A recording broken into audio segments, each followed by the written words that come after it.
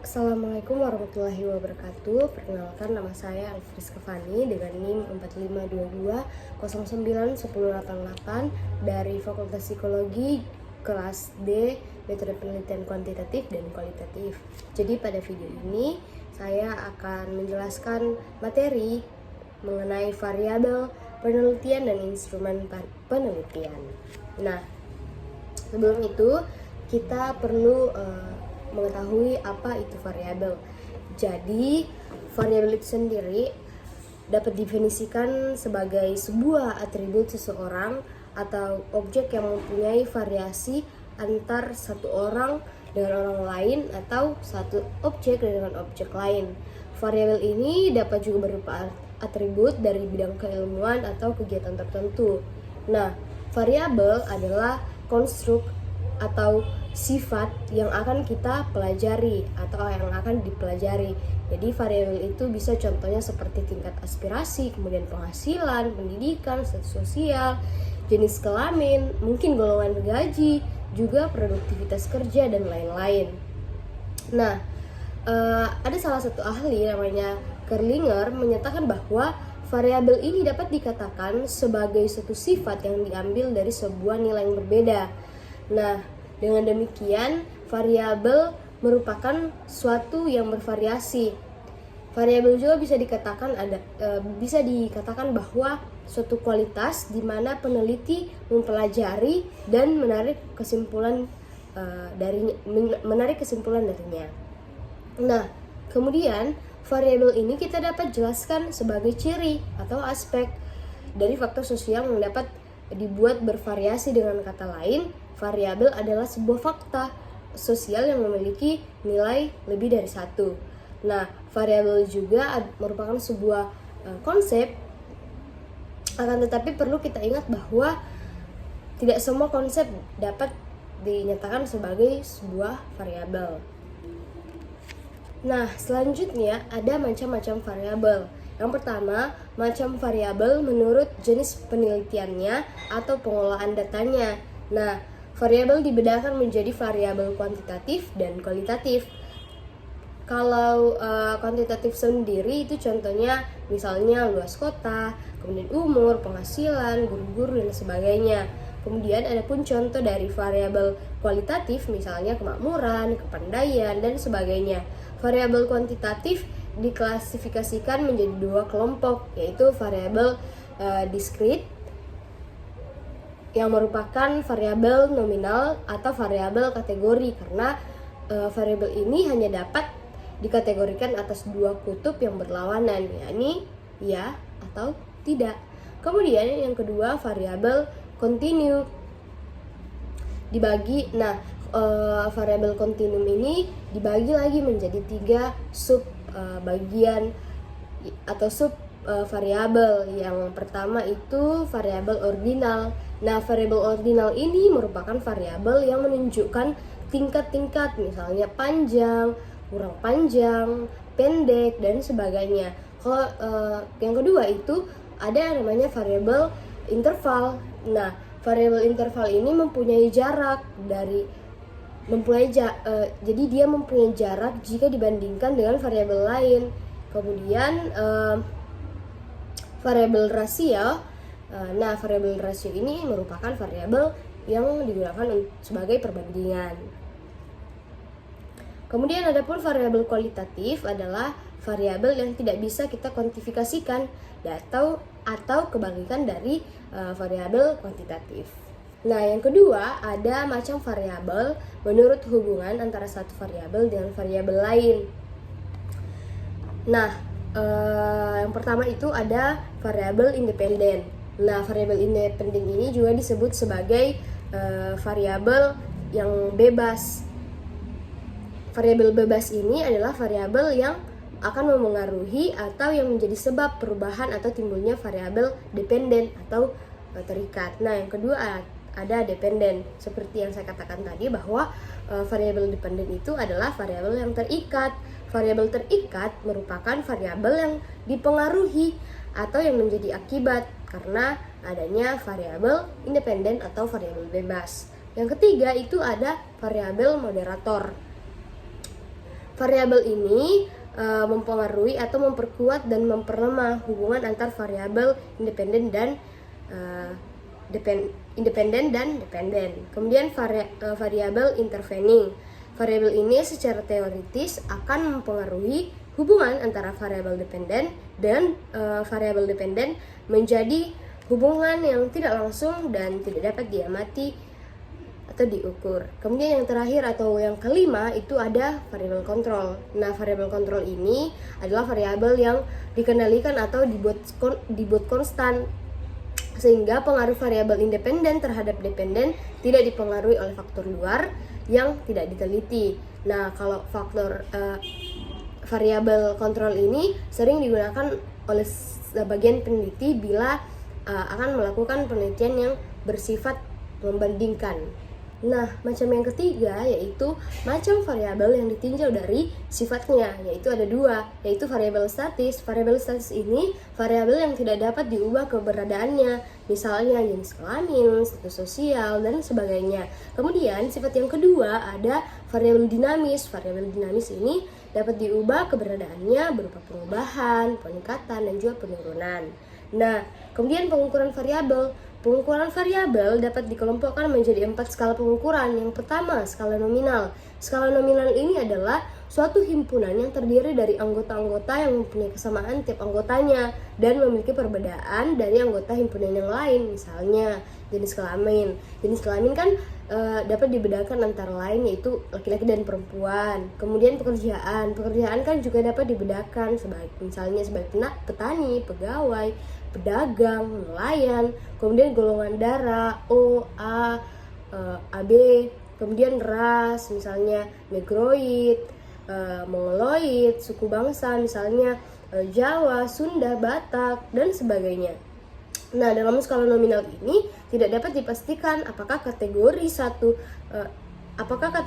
mempunyai derajat yang lebih tinggi atau lebih rendah dari kategori lain, ataukah kategori ini lebih baik atau lebih buruk dari kategori lain. Kemudian jenis pengukuran yang kedua yaitu skala ordinal. Skala ordinal ini adalah skala variabel yang menunjukkan tingkat-tingkatan. Nah, skala ordinal ini merupakan skala data kontinu yang batas satu variasi nilai ke variasi lain tidak jelas, sehingga yang dapat dibandingkan hanya nilai yang lebih tinggi. Nah, selanjutnya itu yang ketiga itu ada skala interval. Nah, skala interval ini adalah skala data kontinu yang batas variasi nilai satu dengan yang lain jelas, sehingga jarak dan intervalnya dapat dibandingkan. Kemudian skala rasio atau yang disebut dengan skala perbandingan, yaitu skala yang di samping batas intervalnya jelas dan juga variasi nilainya mempunyai batas yang tegas dan mutlak, atau biasa disebut mempunyai nilai nol absolut. Kemudian korelasi antar variabel dibedakan menjadi ada tiga. Yang pertama itu korelasi simetris. Korelasi simetris ini terjadi bila antar dua variabel terdapat hubungan tetapi tidak ada mekanisme pengaruh mempengaruhi, masing-masing bersifat mandiri. Korelasi simetris jadi dia bersifat tidak ada mekanisme pengaruh mempengaruhi, sehingga bersifat mandiri. Kemudian ada korelasi asimetris. Korelasi asimetris ini adalah korelasi antar dua variabel di mana variabel yang satu bersifat memengaruhi variabel yang lain. Kemudian ada korelasi timbal balik. Korelasi timbal balik adalah korelasi antara dua variabel yang antara keduanya saling pengaruh mempengaruhi. Nah, materi selanjutnya itu ada instrumen penelitian. Jadi instrumen penelitian ini adalah semua alat yang digunakan untuk mengumpulkan, kemudian memeriksa dan menyelidiki suatu masalah. Instrumen penelitian juga dapat diartikan sebagai alat untuk mengumpulkan, mengelola, menganalisis, dan menyajikan data-data secara sistematis serta objektif dengan tujuannya adalah memecahkan suatu persoalan atau menguji suatu hipotesis. Instrumen penelitian juga bisa diartikan sebagai alat bantu yang digunakan oleh peneliti untuk mengumpulkan informasi kuantitatif secara variabel yang tentang variabel yang sedang diteliti. Nah, jika dalam penelitian kualitatif, instrumen penelitian adalah penelitinya sendiri. Dalam penelitian kuantitatif, instrumen harus dibuat dan menjadi perangkat yang independen dari peneliti. Nah, pada umumnya, instrumen penelitian dalam penelitian kuantitatif terbagi menjadi dua, yaitu tes dan non-tes. Tes sebagai instrumen penelitian adalah suatu alat yang berisikan serangkaian soal-soal yang harus dijawab oleh responden untuk mengukur suatu aspek tertentu sesuai dengan tujuan dari penelitian. Kemudian, kalau non-tes seperti skala sikap atau daftar pertanyaan yang digunakan bagi peneliti untuk menggunakan teknik pengumpulan data jenis angket, misalnya wawancara, pedoman observasi untuk pedoman observasi untuk peneliti yang menggunakan teknik observasi dan lain-lainnya. Nah, pada dasarnya terdapat dua kategori instrumen yang digunakan dalam penelitian, yaitu instrumen yang digunakan untuk memperoleh informasi atau data tentang keadaan objek atau proses penelitian, dan instrumen yang digunakan untuk mengontrol objek atau proses yang diteliti. Nah, adapun langkah-langkah dalam menyusun instrumen tersebut. Yang pertama, kita harus mengidentifikasi variabel-variabel yang diteliti, kemudian menjabarkan variabel menjadi sebuah dimensi-dimensi. Kemudian kita harus mencari indikator dari setiap dimensi. Nah, dari indikator itu kita mendeskripsikan kisi-kisi instrumen, kemudian merumuskan item-item pertanyaan dan pernyataan instrumen. Kemudian yang terakhir, petunjuk pengisian dari instrumen. Nah, adapun hal yang harus diperhatikan dalam penyusunan instrumen yaitu masalah dan variabel, kemudian alas sumber data atau informasi, kemudian keterandalan dalam instrumen, kemudian jenis data, dan yang pastinya mudah dan praktis saat digunakan. Nah, terkait dengan instrumen, ada validitas dan realitas dari instrumen ini sendiri. Nah, terkait dengan uji validitas, menurut Sugiono, uji validitas adalah suatu langkah pengujian yang dilakukan terhadap isi dari suatu instrumen dengan tujuan untuk mengukur ketetapan instrumen yang digunakan dalam suatu penelitian.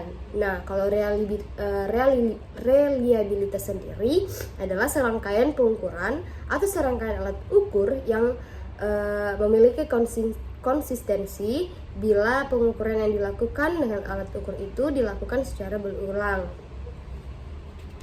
Nah, menurut Ibnu Hajar, kualitas instrumen ditentukan oleh dua kriteria utama, yaitu validitas dan reliabilitas.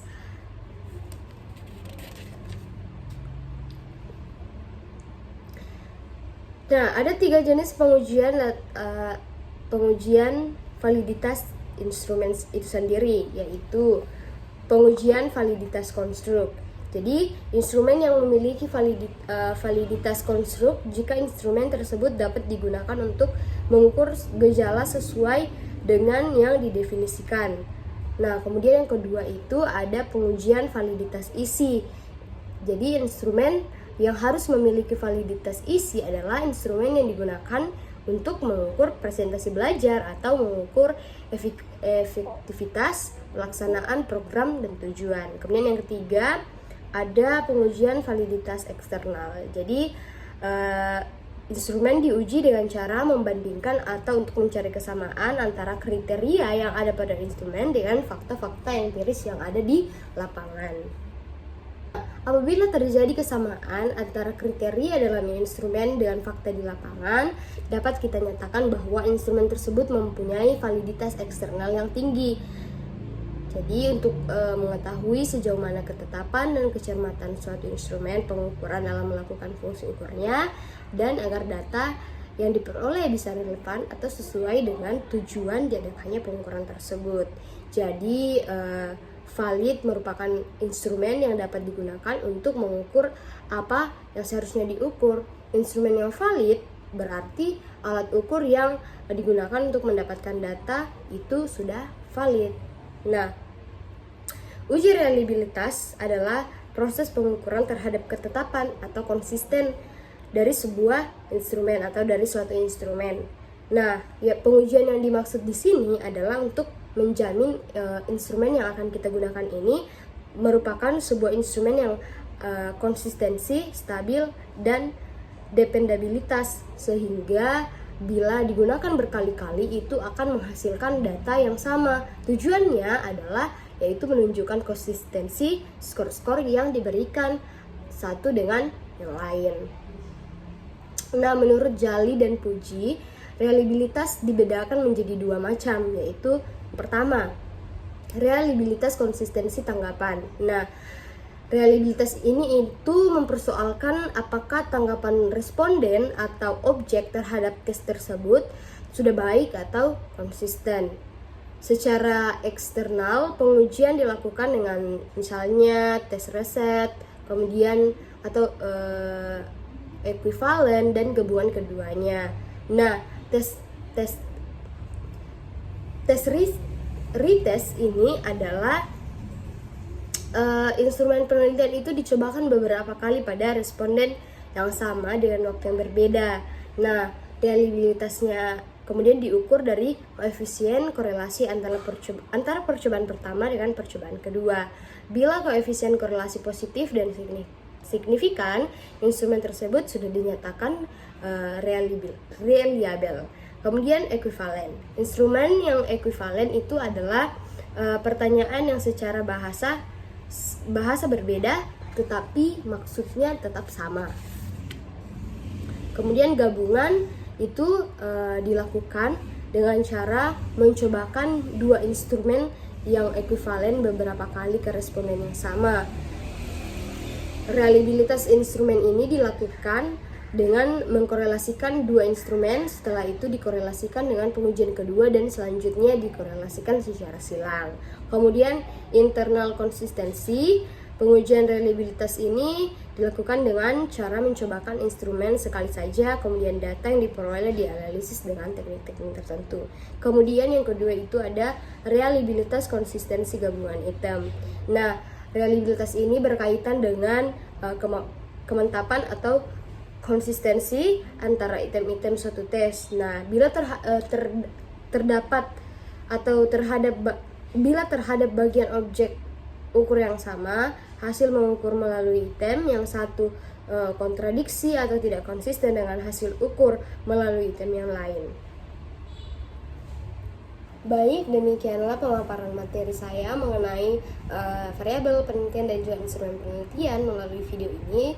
Jika ada pemaknaan kata atau pemaknaan suatu kalimat yang salah, mohon dimaafkan. Sekian dari saya, kurang dan lebihnya mohon dimaafkan. Terima kasih, sampai jumpa di video berikutnya. Assalamualaikum warahmatullahi wabarakatuh.